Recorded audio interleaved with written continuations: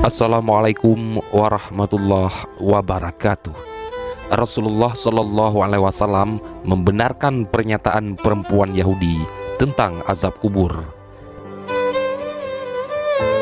Penulis kitab Al-Aqidah At-Tahawiyah berkata, hadis mengenai azab dan nikmat kubur dan mengenai pertanyaan malaikat Mungkar dan Nakir itu mutawatir.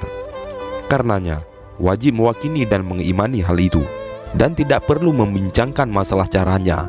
Tidak ada otoritas bagi akal untuk memikirkan caranya, karena akal tidak dapat berhubungan dengan alam ini. Syariat tidak membawa sesuatu yang mustahil menurut akal, tetapi syariat terkadang membawa hal yang menjadi kontroversi bagi akal. Dalam kasus ini, kembalinya roh ke jasad jangan dibayangkan menurut ukuran-ukuran duniawi. Roh dikembalikan ke jasad dengan cara yang berlainan dengan yang ada di dunia. Di bagian lain, ia berkata, ketahuilah bahwa azab kubur adalah azab barzakh. Setiap yang mati dan pantas diazab, maka ia akan diazab, baik dikubur atau tidak dikubur. Seperti dimangsa hewan buas, terbakar hingga jadi abu dan berterbangan di udara, disalib atau tenggelam di laut. Pada kondisi seperti itu, azab mengenai roh dan badannya sama halnya dengan yang dikubur. Adapun keterangan mengenai didudukannya roh, tulang rusuknya berlainan dan sebagainya, maka kita wajib memahami maksud Rasulullah tanpa berlebihan dan mengurangi. Buku Ensiklopedia Kiamat karya Dr. Umar Sulaiman Al-Asgar mengutip Al-Qutubi dalam kitab At-Tazkirat menyebutkan, kalangan ateis dan orang Islam yang mengikuti pendapat para filosof mengingkari adanya azab kubur. Mereka beralasan bahwa setelah membongkar kuburan, mereka tidak melihat sama sekali apa yang diberitakan oleh nas-nas syariat.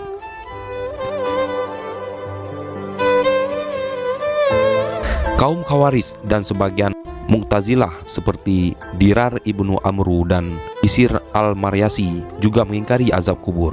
Ini bertentangan dengan pendapat seluruh kalangan al-sunnah dan mayoritas Mu'tazilah. Mereka semua tidak mempercayai apa yang di luar jangkauan ilmu mereka. Mereka mengira bahwa penglihatan mereka dapat melihat segala sesuatu dan pendengaran mereka dapat mendengar segala sesuatu. Padahal kita saat ini telah mengetahui beberapa rahasia alam yang penglihatan dan pendengaran kita tidak dapat menangkapnya. Orang yang beriman kepada Allah akan membenarkan beritanya. Di dalam Al-Quran terdapat isyarat-isyarat yang menunjukkan adanya azab kubur. Imam Bukhari mencantumkan subbab azab kubur dan bab jenazah di dalam subbab ini. Ia menyebutkan ayat-ayat Al-Quran. Ingatlah ketika orang-orang yang lalim atau berada dalam tekanan-tekanan sakratul maut, dan para malaikat memukul dengan tangannya sambil berkata, keluarkanlah nyawamu. Pada hari ini kamu dibalas dengan siksaan yang sangat menghinakan. Quran Surat Al-An'am ayat 93. Nanti mereka akan kami siksa 2 kali, kemudian mereka akan dikembalikan kepada azab yang besar. Quran Surat At-Taubah ayat 101.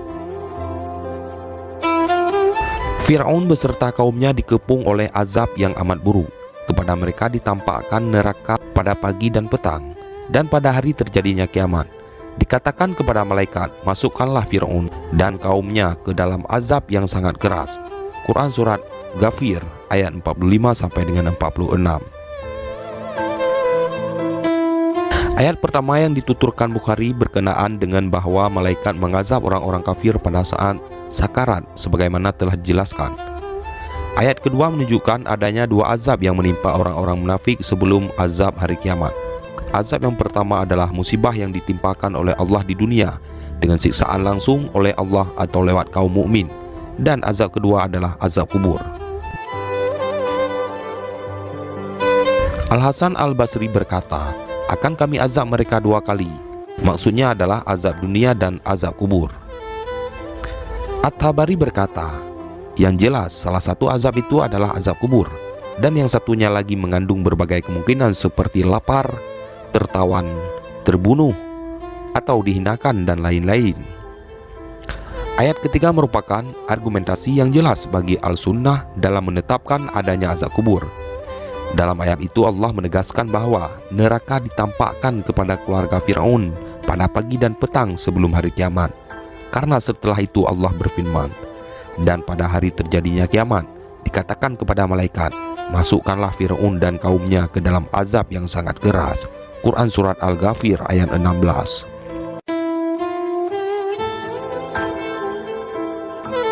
Al-Qurtubi berkata, sebagian besar ulama berpendapat bahwa penampakan ini terjadi di alam barzah. Ini merupakan argumentasinya dalam menetapkan adanya azab kubur. Isyarat-isyarat Al-Quran lainnya yang jelas-jelas menunjukkan fitnah dan azab kubur adalah ayat Allah meneguhkan iman orang-orang yang beriman dengan ucapan yang teguh itu dalam kehidupan di dunia dan di akhirat. Quran Surat Ibrahim ayat 27. Dalam hadis riwayat Al-Bara ibnu Asim, Nabi SAW bersabda, jika seorang mukmin telah dimasukkan ke dalam kubur, ia datang dan bersaksi bahwa tiada Tuhan selain Allah dan Muhammad adalah utusannya. Itulah makna ayat. Allah meneguhkan iman orang-orang yang beriman dengan ucapan yang teguh. Dalam riwayat lain ada tambahan dari Nabi SAW setelah menyebut ayat Allah meneguhkan iman orang-orang yang beriman dengan ucapan yang teguh. Ayat ini turun mengenai azab kubur. Diriwayatkan oleh Bukhari dalam sahihnya, bab jenazah, subbab, apa yang terjadi dalam azab kubur, lihat Fathul Bari halaman 231.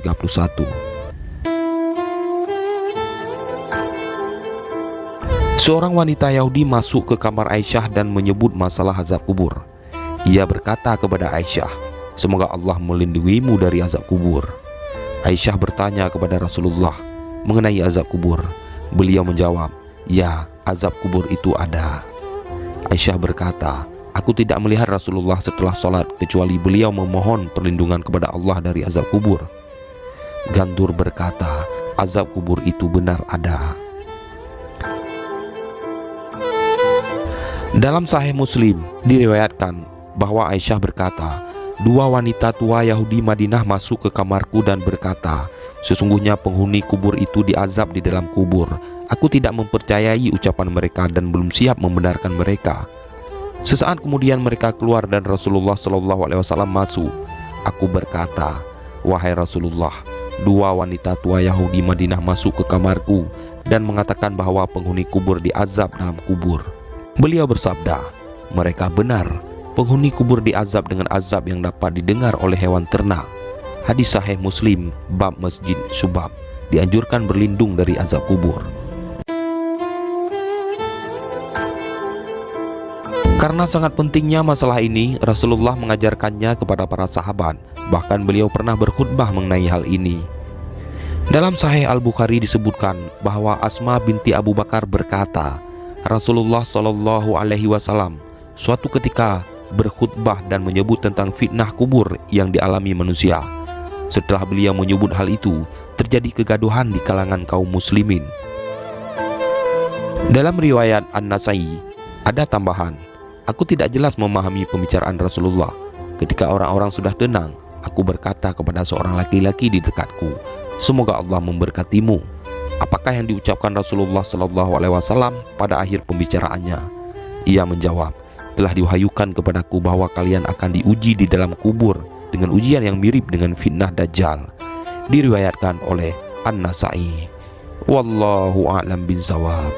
Wassalamualaikum warahmatullahi wabarakatuh.